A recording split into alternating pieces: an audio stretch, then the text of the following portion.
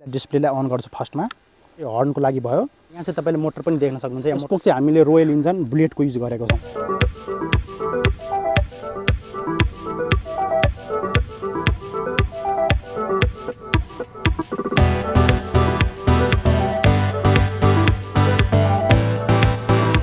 So धेरै पछि चाहिँ मैले आफ्नो बसन्तीलाई चाहिँ रेडी पारेको छु र मैले आफ्नै लागि बनाएको यो इलेक्ट्रिक बाइसाइकल।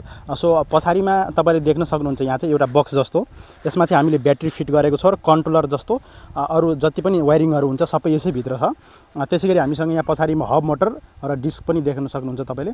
त्यसैगरी यो व्हीलको स्पोकहरू पनि साह्रै मोटो छ। सो यसको बारेमा सबै तपाईलाई जानकारी दिँदैछु यो इलेक्ट्रिक बाइसाइकलको बारेमा। र हामीले आफै यो इलेक्ट्रिक बाइसाइकल कन्भर्जन किट ल्याएर मैले आफैले फिट गरेको हो। खासमा म आफ्नो लागि गरेको हो यो।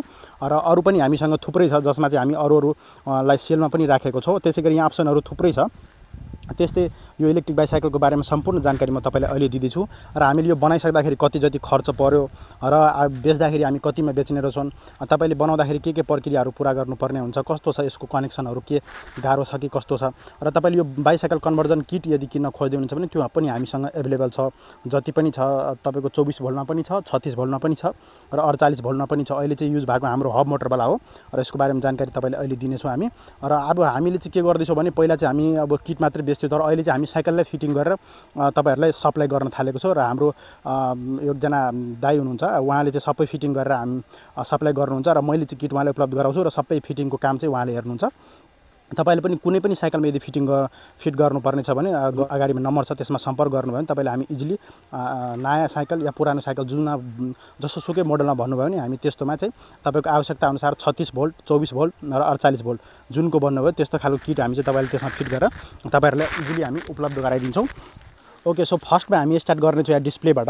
सो यो मैले यसलाई डिस्प्लेलाई अन गर्छु फर्स्टमा। सो डिस्प्ले अन गरिसकेँ। डिस्प्ले अन गरिसक्दाखेरि माथि तपाईको कति चार्ज छ भनेर इन्डिकेटर चार्ज इन्डिकेटर छ। त्यसैगरी यहाँ चाहिँ तपाईको हरियो जति पनि बोलिरहेछ यो सबै चार्ज फुल भइसकेपछि यहाँ माथिसम्म देखिन्छ र ब्याट्री लो भन्नु न इमर्जेन्सी मोडमा आइसकेपछि यो यसमा देखिन्छ र यो चाहिँ रेड इन्डिकेटर भनेको पुरै नै कम भएर भनेर देखाउँछ। त्यसैगरी यहाँ चाहिँ तपाईको चाबी तल, सो यो यसमा चाहिँ दुईटा चाबी दिएको हुन्छ, यो चाहिँ अन अफ गर्ने भयो यसैमा। त्यसैगरी यो चाहिँ स्पिड मोड फर्स्ट, सेकेन्ड, थर्ड गरी तीनटा स्पिड मोड छ यसमा। सो यो तीनटा स्पिडमा पहिलो मोडमा चाहिँ 10 किलोमिटर हिँडेर छन् पर आवर, दोस्रोमा चाहिँ 25 सम्म पुग्छ होला, त्यसैगरी तेस्रोमा चाहिँ लगभग 35 सम्म पुग्छ। त्यो चाहिँ अब लोडको र उकालो ओह्रालो हेरेर स्पिड यसको बढ्ने रहेछन्। त्यसैगरी साइडमा हाम्रो चाहिँ यहाँ एक्सिलेटर देखिराख्नु होला तपाईले। सो मैले यसलाई आफ गर्दै नभए हिँड्न सक्छ होला। यसलाई चाहिँ यो तपाईको एक्सिलेटर भयो। त्यसैगरी अगाडिमा यो ब्रेक भयो, यो अगाडिको ब्रेक। सो अगाडिमा यहाँ डिस्क ब्रेक पनि छ, अगाडिमा पनि डिस्क ब्रेक र पछाडि दुईटैमा डिस्क ब्रेक हामीले युज गरेका छौँ। त्यसैगरी यहाँ चाहिँ तपाईले यदि हेर्नुभयो भने यसै यहाँ चाहिँ माथि चाहिँ लाइटको लागि भयो, माथि यो लाइटको लागि स्विच भयो। त्यसैगरी यहाँ चाहिँ साइड लाइट इन्डिकेटर हो, तर मैले पछाडि इन्डिकेटर चाहिँ अहिले युज गरेको छैन, पछि गर्छु। र यो चाहिँ हर्नको लागि भयो र यहाँ चाहिँ कटआउट ब्रेक पनि छ। यो यसलाई थिच्नु भयो भने तपाईको आफै कट हुन्छ। यो मानिलियो हामीले ब्रेक थिच्दाखेरि मोटरको पावर कट भएर हाम्रो मोटरलाई जुन एक्स्ट्रा पावर भनौँ न अब धेरै लोड लाग्नबाट बचाउँछ यो कटआउट ब्रेकले। सो सिम्पली यहाँबाट कनेक्सन हामी यहाँबाट दिए पछाडि यो बक्ससम्म लगेछौँ। त्योभन्दा अगाडि म तपाईलाई अरू पनि देखाउँछु।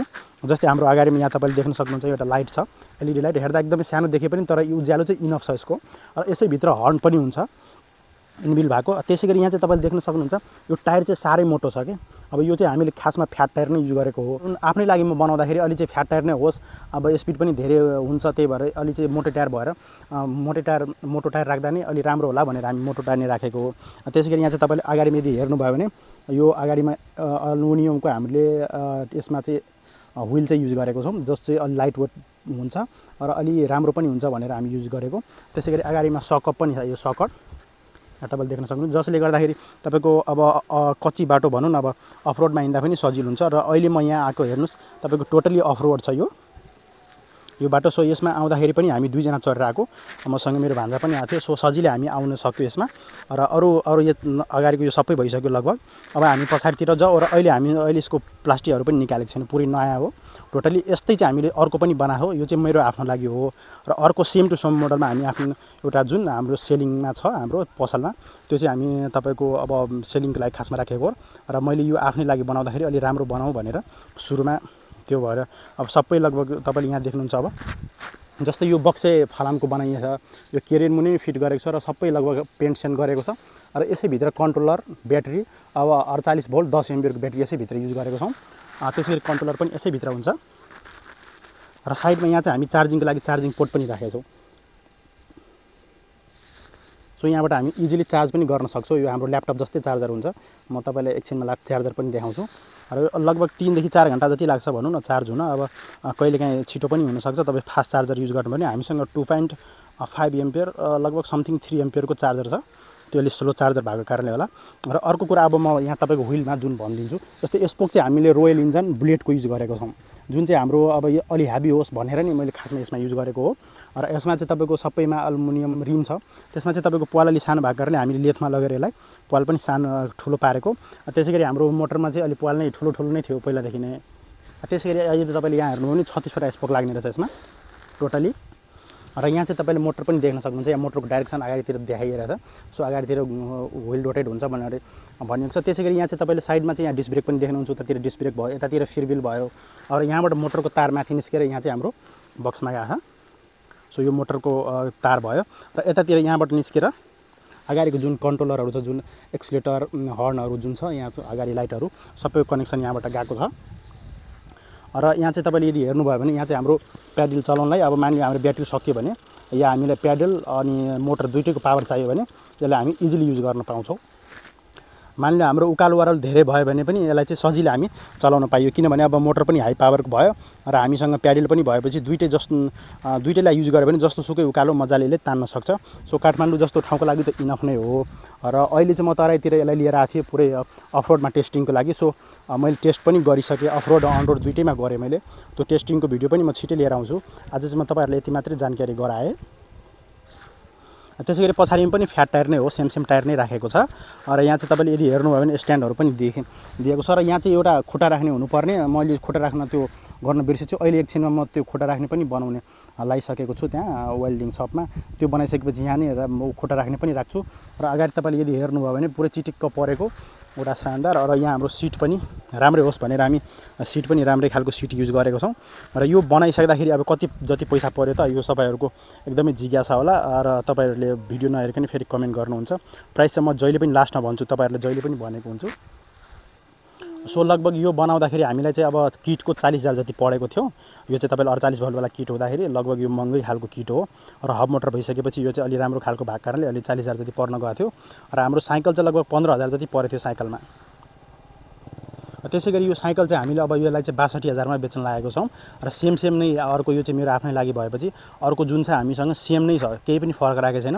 हामी बनाउँदाखेरि नै दुइटै एकैचोटि नै तयार पारेको र एउटै सब पसलबाट साइकल पनि किनेको थियौँ। सो यसरी चाहिँ हामीले बनाइसक्दाखेरि लगभग यो त्यति जति पर्दैन छ। र सुरुमा चाहिँ हामीले यहाँ स्पोक चाहिँ बुलेट बाइकको युज भएको कारणले यसमा चाहिँ अलिक के भयो भने महँगो हुन गयो। अलि जस्तै स्पोक नै अलि महँगो भयो, 1500 जति चाहिँ मलाई हामीले स्पोकै परेको थियो कि। अब त्यही भएर अलि महँगो पर्यो। र व्हिल पनि एल्युमिनियमको राख्दाखेरि अलि महँगो पर्यो। जस्तै अब यसलाई यसमा फलामको राख्यो र नर्मल स्पोक युज गर्यो भने अलि सस्तो चाहिँ पर्छ। त्यो पनि सस्तो पनि हामी ल्याउने प्रयास गर्दैछौँ। र अरू हामीसँग जस्तै तपाईँ गियर मोटरवाला जुन किट छ त्यो चाहिँ साइकलमा फिट गरेर हामीले चाहिँ लगभग 40 देखि 45 को बिचमा हामीले बेच्ने गरे के अरे हाम्रो सेल भइरहेको अहिले। त्यो पनि लगभग 2-3 पिस चाहिँ गइसक्यो सेल भएर। अर्को चाहिँ हामीसँग 36 भोल्टको छ, त्यो पनि राम्रै छ, सेम टु सेम हुन्छ 36 भोल्टको। किनभने मोटर चाहिँ हेर्दाखेरि पनि त्यस्तै हुन्छ, जस्ट कुनै ब्ल्याक र कुनै व्हाइट कलरको हुन्छ, त्यति मात्रै फरक हो। बाँकी 36 भोल्टको सबै सिस्टम लगभग सेम नै हुन्छ। त्यही भएर 36 भोल्ट पनि एकदमै इफेक्टिभ छ। र तराई एरियामा तपाईँ यदि गुर्न खोज्नुहुन्छ भने 24 भोल्ट पनि तपाईँको लागि इनफ नै हो। ओके, सो यस्तै खालको साइकल या अरू जस्तै तपाईँ कुनै पनि किट चाहियो भने बाइसाइकल कन्भर्जन किट, सो तपाईँले हामी तपाईँको अगाडिमा एउटा नम्बर होला, त्यसमा तपाईँले सम्पर्क गर्नु होला। हामी इजिली तपाईँलाई उपलब्ध गराइदिन्छौँ। र अब चाहिँ हामी साइकल पनि मोडिफाई गर्ने काम सुरु गरिसकेको छौँ। तपाईँले जस्तो सुकै साइकल भन्नुभयो भने त्यस्तोमा हामी तपाईँको आवश्यकता अनुसार, तपाईँको रेन्ज अनुसार, तपाईँ कति किलोमिटर गुड्न खोज्नुहुन्छ त्यस्ता कुराहरू सबैलाई हामी मध्यनजर गर्दै तपाईँले साइकल हामी रेडी पारिदिन्छौँ। र यसको कुरो गरिहाल्छु, जस्तै अब यसको रेन्जको कुरो गरिहाल्यो एकचोटि। यो चाहिँ यसमा फ्याट टायर युज गरेको छु मैले, अघि नै भनिदिएको। यो चाहिँ एकदमै मोटर टायर हो र यसमा सबै कुरो ह्याभी नै भएको छ, एकदम वेट पनि भएको छ। यो सबै फालाम मात्रै भएको कारणले हुनाले यसको चाहिँ तपाईँको स्लो स्पिडमा यदि तपाईँले गुराउनु भयो भने एक चार्ज गऱ्यो भने तपाईँको 40 देखि 45 किलोमिटर गुड्न सक्छ यो फर्स्ट मोडमा। त्यसै गरी सेकेन्ड मोडमा गुराउनु भयो भने त्यही 35 जति 30-35 जति पुग्छ होला। र हाई स्पिडमा गुराउनु भयो भने जस्तै 37 किलोमिटर पर आवर भनौँ न 35 को स्पिडमा गुराउनु भयो भने लगभग त्यही 25-30 पुग्छ होला। मैले चाहिँ आज बिहानै ट्राई गरिसकेको छु। त्यसको साइडमा तपाईँले देखिराख्नु भयो होला। म चाहिँ 20 किलोमिटर जति गुरेर आएँ र maximum speed 37 kilometre per hour छ। यसको लो स्पिड चाहिँ 24 किलोमिटर आवर छ।